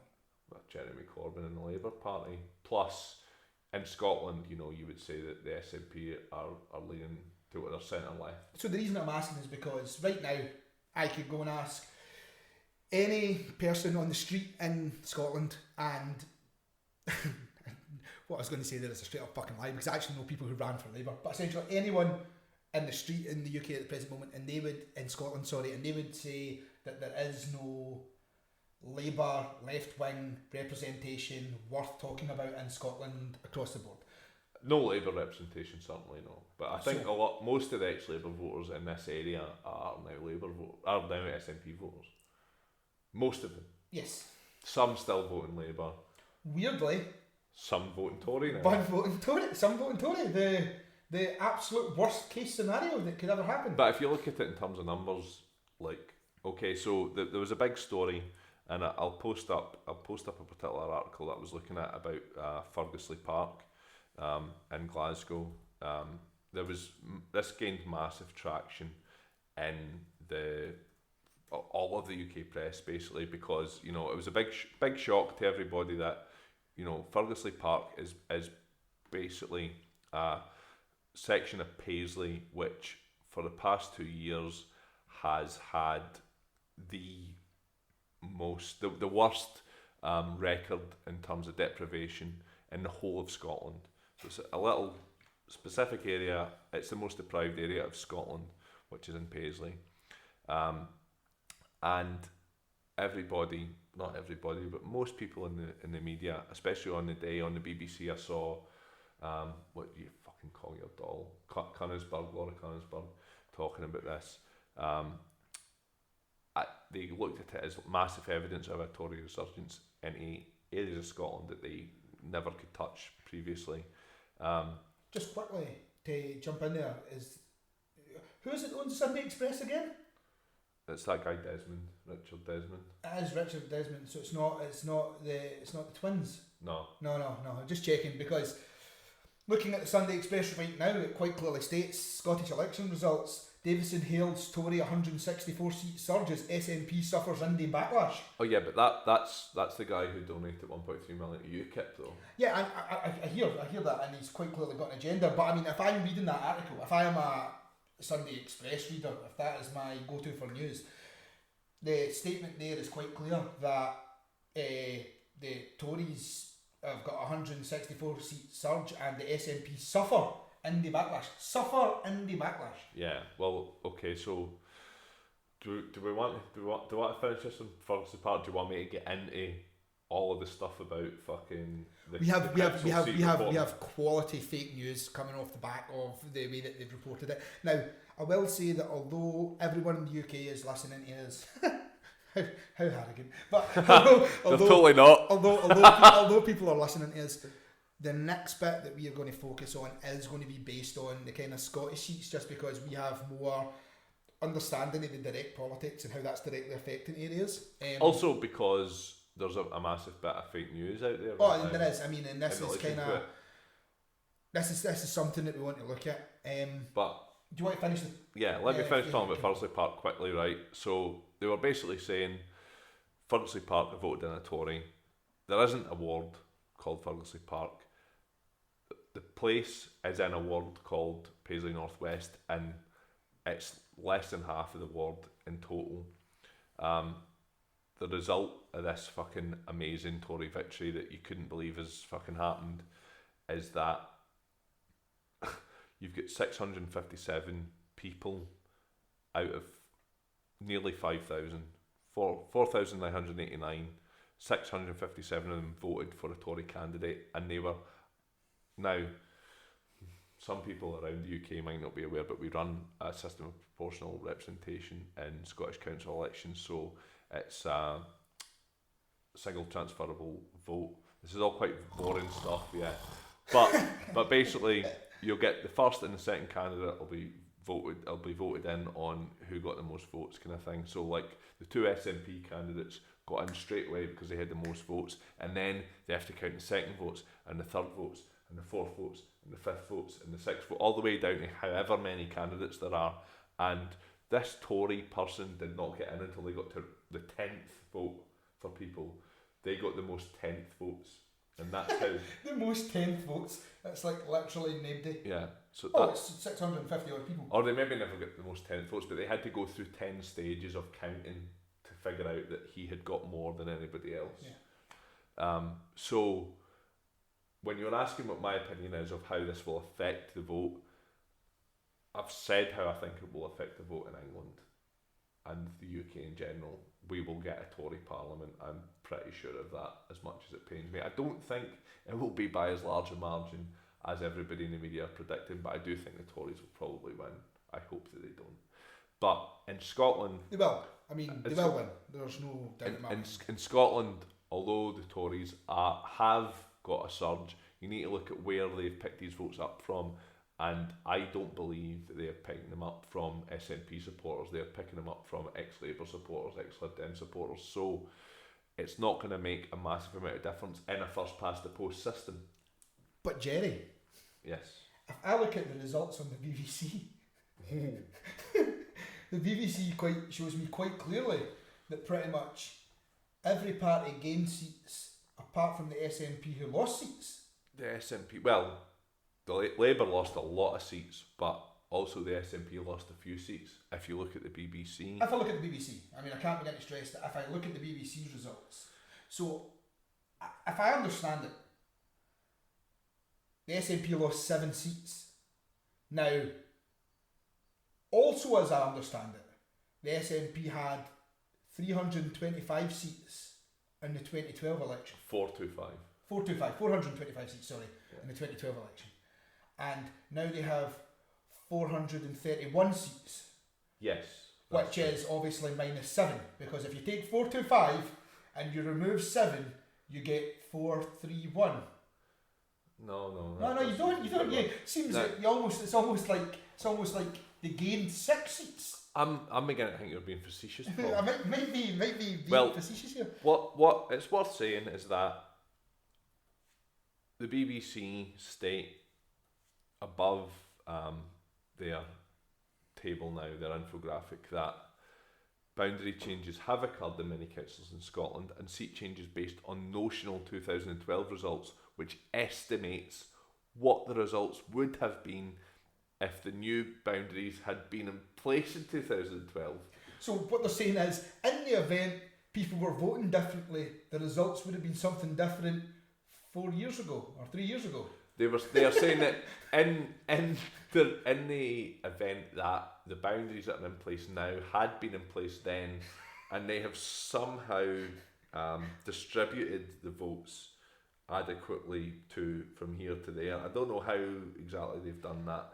In fact, the problem with this entire situation is that nobody really knows how they've done that. And in fact, we were looking today, and we'll put a link up to this, but there's a guy called Gareth Hay who's put in a Freedom of Information request to the BBC. Dear British Broadcasting Corporation, during the recent May council elections, the BBC made gain/loss estimates based on notional seats due to boundary changes. Please release any and all data, summaries and reports relating to these notional figures, including but not limited to breakdown of all notional seats, the methods and raw data used, and the confidence levels of margins in error. Yours faithfully, Gareth Hay. Now, the reason that that's been put forward is because when you look into the stats, which, as you can imagine, we have done, it doesn't seem to make an awful lot of sense. Now, what we have done is we've looked at the amount of seats that people had in 2012 across all parties, looked at the amount of seats that they have now, and we have looked at the difference in the reported figure that the BBC have put across compared to the figure in terms of pure arithmetic to what it currently between 2012 and 2017. Now, bearing in mind there has been boundary changes, you do expect a little bit of a difference, but you would expect that difference to be universal across all the parties, and unfortunately it isn't. And the main reason that we even start looking at this is because the difference in the SNP seats in terms of gain and loss has been reported variously in the media as all kinds of different things. It's been -7. Well, especially we were in a group chat on Facebook. We were talking about a few things, and when we were talking about the results, me and one of our friends had sent a message over to Jerry and said, SNP have lost 7 seats. Jerry was like, where are you getting the results from? BBC. As the day passed, a friend in question sent me over a message and just said, look at how many seats the SNP had before. That's 425. Look at how many they've got now. That's 431. That's a gain of 6 seats. So where is this -7 coming from? Where is it? And that's kind of what set this all off. That set us looking into what information that you've got. So now, using the BBC... I think it's important to say, right, but just in terms of my opinion from looking at the data, I would say they've pretty much treaded water. As a percentage of, because the seats, the amount of seats that are available has changed very, very slightly by about 5 seats, I think, or maybe 10 seats tops. So in terms of a percentage of the vote that they had in 2012 and the percentage of vote they had in 2017, it's more or less the same. It might be a little bit more, it might be a little bit less, but it's been variously reported in the press as, like, the Guardian said that they had made modest gains. The Telegraph, I think that is that you're looking at. We'll get to the Telegraph. Yeah. The Telegraph literally just like opened up a box of cereal and pulled out numbers. Yeah. So first, can we just to understand why I've got an issue with it though? Do you want to know what the difference is? Well, just quickly before you start actually talking about the numbers for all of them. Okay. I'm a novice and I have no interest in politics. Okay. It was a bad time to tell you this 3 episodes.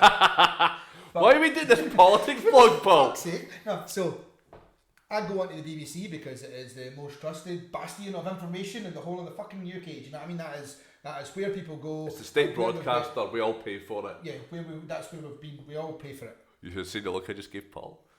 We all pay for it. So we go and we look at that, and I look down the list and it says the SNP have made a loss of 7.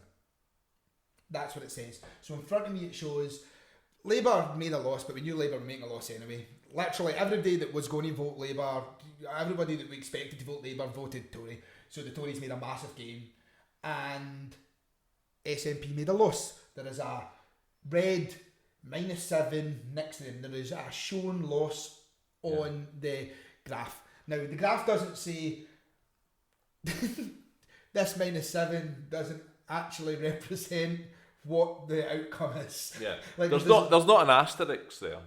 So if we look down the sets of numbers, you done some quick math, didn't you? I done some quick math. So, I say quick, it took a wee while, but basically 2012 Labour had 394 seats. 2017 they had 200. They just won 262 seats. That's a difference of 132 in terms of pure arithmetic, but BBC reported -133. So they're one out in terms of how they reported that. Makes it look slightly worse, not massive deal. One seat. The Tories won 115 seats in 2012. This time round they won 276, which is plus 161 seats. Obviously massive. BBC reported that they won 164 seats, so it's a difference of 3, which is the most of any other parties, and it makes it look slightly better than what happened, only slightly. Lib Dems went from 71 to 67, which was a difference of 4. The BBC reported that they had lost 3 seats instead of 4 seats. So again, not huge, looked slightly better. The Independents had a difference of 2 basically. The Greens, their numbers went from 14 to 19. The BBC reported that exactly correctly. But for the SNP, under presumably exactly the same guise or the exactly same method of producing this data, have a 13-seat difference, and crucially, the difference takes them from green to red. So rather than looking like they have done marginally better and a big green box next to their numbers, it makes it look like they've done marginally worse, and they have a far larger difference in their numbers than anybody else does, far larger. So my question to BBC would be, yeah, show us your numbers, show us your workings, make the information transparent, show us your raw data, and let us see if you've produced it fairly, because perhaps they have, but it doesn't seem right to me that there's such a huge difference in their data compared to everybody else's, and it does seem convenient that it makes it look like they've had a negative campaign when potentially they've had a positive campaign, and it's been reported in other news sources which presumably have access to exactly the same information as them, that it was a marginally positive campaign for them. Well, let's say you've decided that you don't want to look at the numbers in the BBC. You've decided that the numbers in the BBC may be wrong in some way, corrupt. So let's say you decide to visit the Telegraph to see what the results are. Yeah. As it turns out, they just fucking seem to be printing any numbers that they chose to. So the Telegraph shows me that the SNP gained 31 seats. They didn't. 31? 31 plus 31. So seats, one per party with gain/loss plus 31. Now, that's fucking all over the place. Now, is there an asterisk on that? No, there's even better. There is possibly one of the most beautiful lines I've ever read in a bit of newspaper ever, which is digital newspaper, but newspaper ever. Labour lost 112 seats north of the border, while Theresa May's party gained 164 seats. This is where it gets good. More than doubling their previous tally. The SNP remained the largest party with 431 seats, marginally fewer than in 2012. So the graph says that they've gained. The graph says that they've gained 31 seats. I mean, you're looking at this graph in front of me right now. Yeah. So the graph says they have gained plus 31 seats. Big yellow bar, largest bar of any of them, even though that's not. I haven't even started about that yet. But plus 31 seats. But it states they're the largest party with 431 seats, marginally fewer than in 2012. Now I know that in 2012 they had 425. 425 seats, which would be marginally greater than in 2012. I mean, certainly the word that they. But I certainly know that they didn't have 400, because they would need to have had 400 to have plus 31 and have what they have now. Yeah, but it's even more. But it says that they gained there, and it says that they've got fewer in the paragraph underneath it. So imagine you were just like, I wonder how the SNP have done. I will check the Telegraph. I mean, it's a fucking Telegraph. It is a genuine. Seen as it's a real newspaper. That's a real newspaper. Like, it's seen as, a decent location for information, and not just the information that they're showing you is bollocks. Like, I mean, it's who owns that? Barclay Brothers. Oh, the evil twins. Those two bastards. But I also don't really know what they're trying to even show me. I don't. Yeah. It's I mean, on top of that, I would like to also point out that they've obviously never used a bar graph before. Because looking at the bar graph, it shows like a really, really, really long yellow line for SNP, and then it says plus 164 for Conservative, and that's a much smaller line. And that's not how bar graphs work. I would like to point a couple of things out. First thing I would like to point out is that when I put this to my newspaper editor friend, he said, well, people fucking make mistakes, people make errors all the time, and you're obviously looking at quite complicated data. The fact that various newspapers are reporting the numbers is completely different I don't think they were looking at any data.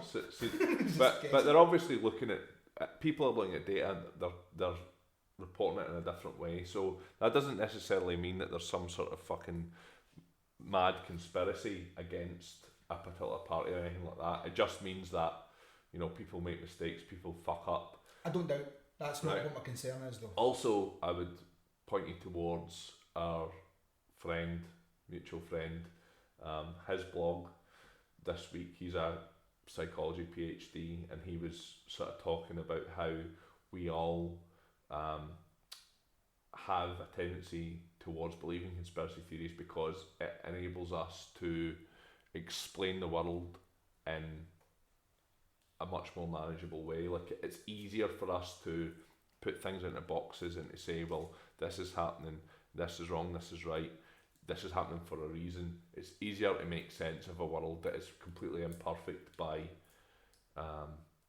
try to make it a little bit more perfect, basically. Can we just say in that our mutual friend is Dr. Stephen Brown, and he will be on a show at some point where we're going to talk about the aspects of fake news psychologically, but that's going to be a dry episode. So we're probably going to have to be first. Stephen's got a bit of personality. That's not fair. Yeah, I know, but the topic's going to be a dry episode, so we may have to get a couple of shandies in us for that. But certainly, what my concern is not really the conspiracy side of things. My concern is for a standard person on the street who wants to get the information. If I go to the BBC, if I go to the Telegraph, both of them give me different information, and I know that both those pieces of information are wrong, as in they are not correct. So maybe not intentionally wrong, or maybe even right by some weird calculations and algorithms that they're using to form this data that they're showing you. But the information that they're giving you is wrong. I mean, the Telegraph is showing me that they gained 31 seats and it's marginally fewer than they had in 2012. The BBC are showing me that they've lost 7 seats. That both those pieces of information suggest to me that the SNP done worse now than they done in 2012. The Telegraph says plus 31. No.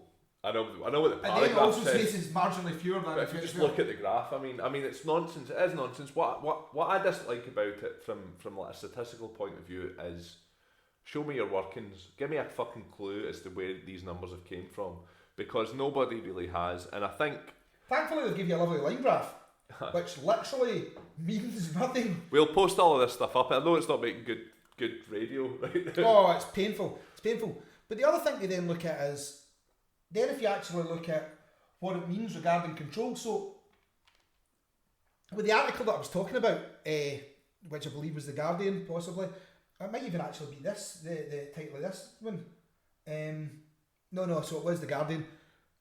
It states in it that Conservative have essentially had a landslide victory, with the SNP feeling backlash for the second independence. Indie backlash, yeah. But if I look down this list, it shows that there's no overall control for essentially Conservatives have no overall control. That's a difficult one to say, at any council. So, and nobody actually has any overall control in any council in the UK, in Scotland right now, apart from the Orkney Islands, the Shetland Islands, and like Stornoway, that constituency, which I can't say because I can't speak Gaelic. But there's like those 3 ones are ran by independents, and the rest of them are all shared. And from the 2012, four constituencies were Labour controlled. Yeah. And 2 were SNP. Well, see, I have an issue with that as well, because it says 2 there, but I've variously read that SNP have lost 1 council, which is Dundee. As in, I say lost it, they're still the largest single party, but they've lost an overall majority. But even if the results in the Telegraph, which I'm going to say I don't fucking trust, judging by the rest of the information, but even if these results are correct, it still suggests that all that's happened in this last vote is the 2 SNP councils that they did hold are now not controlled by SNP as a majority, and Labour lost 4. But it's not like, but the way that it's being sold is some massive victory for Conservatives. But what victory is it when you still don't have control of any parties? I think there's a couple of things going on here, right? It's a massive victory in inverted commas for the Conservatives, because they went from holding such a small proportion to becoming the second biggest party in terms of the council elections, right? So that is a massive win for them. It's not an overall win, but it's a big event for them. It shows a massive shift of public opinion in Scotland towards them. So I can understand that is a big story, needs to be covered. But what I don't think has maybe been covered enough is, for example, The Guardian, their article on this, on the local elections in Scotland, said Sturgeon hails victory, again in inverted commas. Now, that's suggesting that SNP haven't really won a victory at all. But if you look at the amount of seats that they've won now in comparison to 2012 or 2007, in 2007 the SNP won 15 more seats than Labour, who were in second. In 2012 they more than doubled their lead to 31 seats, so they were ahead by 31 seats. This year they're ahead of the Tories in second place by 155 seats, so that's 5 times as big as they did previously. In fact, it's exactly 5 times 31 to 155, right? So where's the reporting of that? That's not really, I've not really seen that massively reported. That's a huge difference. Now they don't have overall control of any council in Scotland right now, but nor does any other political party. Indeed. So yeah, there's certainly a bit of misinformation kicking about right now. I would absolutely agree, and that's fake news, motherfuckers. And that's fake news, and that's kind of what I'm getting at here. That if you're looking at information, if you're going to these, like I said, kind of essentially bastions of news that you would go to find out information, and the information that is given you isn't accurate, isn't correct, isn't true. I mean, to an extent, isn't true, then that's fake news. Well, the thing with council elections, and I know we keep Tailored talking, news. we're talking about Scotland, but our advice is always look at different sources, look at different people with different opinions, and somewhere in between you'll get to the truth. But this is like the only time in my life I remember looking at like 5 or 6 different reportings of what the numbers were for the council elections, and I still was none the fucking wiser. No, I was trying to find out results, and every time that I read another place, I was just like, well, I don't even fucking know anymore. In case you think we're exaggerating, right? It was reported in different places as -7, -14, +31, -30, and I think the Guardian, in fairness to them, did say that they'd won it by 6 seats, that they'd improved by 6 seats. But even that's not correct because they didn't really mention the boundary changes, you know. So I think we drummed on quite a fair bit about that. Yeah, we've got that sorted out. So there's kind of one more kind of fun thing that I kind of want to get to just at the end, which is there's an article kicking about, and I see in the event you can't be bothered looking at any of the other information that we give you in this. At some point, go and see this. That's fucking what you listed first. Because it's fucking hilarious, man. Like not us, don't get me wrong, but this story in question is fucking hilarious. There's a person called Susan Walsh. She officially, it's a bit dubious to what she does, but on her LinkedIn profile that now doesn't exist, it stated that she was the information officer at the Conservative Party. Susan posted a picture of Jeremy Corbyn getting given the fingers, what's the actual... It's a V sign, yeah, the V sign. But not V for victory, V for fuck off. The flipping the bird off an old woman at her door. I can only presume it's at her door. This picture is fake as fuck news. I mean, like this isn't even just your standard tailored news that might be wrong or not. Might be wrong. Might be. I mean, this is as in the article that we're going to post has the original picture and the doctor picture where they have photoshopped in the fingers. I mean, she is shaking her fist because she is, I believe, celebrating the kind of, she's like, fight the power. She's going, yes, come on, Jeremy. Come on, you lefty. But they photoshopped fingers on it. They photoshopped fingers on it. I mean, the thing is, the picture is taken from Jeremy Corbyn's fucking website. I mean, essentially, it's taken from Labour propaganda, if you will. And it's fake as fuck news, as Paul said, fake as fuck news. #FAFN. FAFN.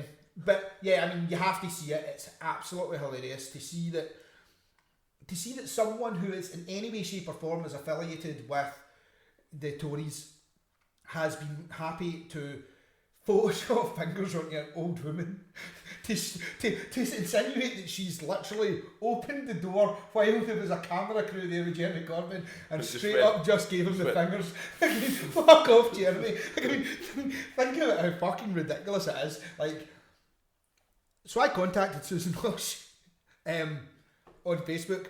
Susan has not got back to me yet. One would imagine Susan's not going to get back to me. Susan, if you're listening, weird sequence of events, you have decided to listen to this right through to the end as well. Like, if you started listening to this and you were just like, oh, those guys have got something to say, I'm going to listen to them right to the end. I'm really enjoying how they're tearing my leader and everything that my party stands for. If you have got to this, please contact us, because genuinely I want to hear your side of the story. I mean, you posted this picture, you're meant to be an information officer, as your LinkedIn says, so you either didn't fact check before you had a picture of what you have to understand as an old woman giving the fingers to Jeremy Corbyn to his face, which is fucking ridiculous. But I would like you to I would like you to comment if you can, because I would like everybody to read it, and then people can maybe fully understand what it means to what it means when we say fake news is getting put out. I mean, that's clearly been doctored specifically for social media, specifically with the aim of going viral and being shared amongst a whole bunch of people who believe a certain way. And kind of coming from that as well, this is a wee end anecdote. I was visiting my father today, and he was telling me that as he was watching the news, and I've not seen these articles, I've not seen these news pieces, so it's nothing that I'm going to be able to provide. I don't think. I'll try and find it. It's anecdotal, is what we're saying. But he was telling me that today he was watching the news and they were talking about how the leaders of the parties are out canvassing for the general election. And they showed a video of Nicola Sturgeon canvassing, and they showed a video of various Conservatives out canvassing, and then they showed a video of Jeremy Corbyn being handed a flower off a person in the street and sniffing it as he walked down the street. And to him, someone who grew up in the west of Scotland and has probably got a biased view towards being more Labour orientated, because, you know, fucking literally Keir Hardie's from along the road, you know what I mean? There's always been that Labour. And the Ravenscraig get blown up like fucking 10 minutes for here. But the Ravenscraig didn't get blown up, so we're clear. It gets shut down then demolished. Yeah, well, it got blown up at some point. But yeah. The Tories bombed it, motherfuckers. Hashtag fake news. But even he said, he's just like, they're painting the picture of Jeremy Corbyn as like, you know, some kind of idiot hippie walking down the street sniffing It doesn't flowers. even know he's supposed to give out flags. Just like he's just kicking about sniffing flowers and enjoying being around people on the street rather than canvassing. Like, and that's what we're up against. That's what they're putting towards you. And now I know that this show has probably been certainly fairly partisan, I would say. Certainly a centre left towards the way that we've been putting towards, but it's only because that's what they're giving us. I mean, see if I woke up tomorrow and there was loads and loads and loads of really if there was a left-wing government, and the media was entirely fucking pro-left wing, then we would be pushing the other agenda, because all we believe in is fairness, man. Yeah, I mean, it's just that, and just so happens at the present moment we have a centre-right, that we use loosely, government, so the news that we're getting put out is very anti-left or very right. Anti-Corbyn, certainly. And it certainly seems to me, I know I am 100% biased, but there's definitely a bit of an anti-SNP drive at the moment as well. Yes. Me and Jerry have got different opinions when it comes to that level of politics, but yeah, I mean, like, certainly it's not. The information from the election just there definitely paint a picture of very anti-SNP, and kind of just following that. People are telling me in the street the reason that they are voting. Telling me in the street, so I'm like fucking wondering about me. How you, Beardy? Excuse me, bearded cunt. Can you spare a minute for me to tell you about my interest in politics? But people are telling me that they don't want to vote for the SNP because they don't believe the SNP have done anything, and they're voting for, all they're doing is pushing independence. So they're voting against the SNP, so they're voting Tory. But what are the Tory doing for the people in the street? What are the Tories? Now we've just became some kind of anti-Tory propaganda machine. No, but ask yourself, when you vote, if you've chosen to vote Tories, I'm not judging you, but ask yourself, what are you voting for? What is the thing that the Tories are bringing you? What are they bringing your family? What are they bringing the people around you? Not what are they claiming they're going to bring, but they've had fucking years now. What are they bringing? What are they showing you? Ask yourself that. And if you genuinely get answers to the other side of it, and I would never tell anyone to vote a specific way, but ask yourself if you're being told things in the media, but then when push comes to shove, you're not seeing those results. Read the manifestos, read the policies, consider which policies you agree with. And if you agree with the Conservative policies over the Labour policies or over the SNP policies, then vote that way, but don't just go in there with the idea that you're voting for one person or another based on... Don't vote who your parents voted for. Don't vote who your friends are voting for. Yeah, do some research. Always do some research. So... That's probably us for today, since it got a bit psychotic and political there at the end. But yeah, so we're going to be up on iTunes shortly. Like I said, there's another couple of things that are going to be happening. Watch our Facebook page, watch our Twitter. That should be interesting. It should be fun. And contact us. Contact us on Facebook. Contact us on Twitter. Go to our website. Send us emails. And what are we on Facebook and Twitter, Paul? Not Another Fake Newscast at PGMcast. At PGMcast on Facebook and Twitter. If you Not Another Fake Newscast on Twitter, on Facebook, find us. But we're at PGMcast on Twitter. We're at PGMcast on Facebook. And the website is www.notanotherfakenewscast.com. Again, thanks to everybody who's been in touch, giving us feedback. You know who you guys are. We really appreciate you listening to us. We really appreciate you coming back to us and telling us about different things, tagging us in on posts, sending us links, all of that sort of stuff. Also, big shout out to our friends over at Those Conspiracy Guys. Absolutely. If you haven't listened to Those Conspiracy Guys yet, please listen. They have seasons and seasons and seasons of podcasting. They're probably the reason that I'm doing a podcast just now. I don't know if that's a good thing, but they're the reason that I'm doing a podcast now. I mean, they're certainly great to listen to. They're quite eloquent, which is funny that I got caught in that word, but I mean they're worthwhile to listen to. There's a couple of other podcasts that I listen to as well that we'll kind of shout out in due course, but certainly listen to those guys. They are particularly pleasant guys. Also great in small doses on SoundCloud. Kev O'Malley. Yeah, Kev, he wrote our theme tune. He's a genuinely pleasant guy. So yeah, from me, that's just about everything. So peace out. Yep, goodbye from me. Bye bye.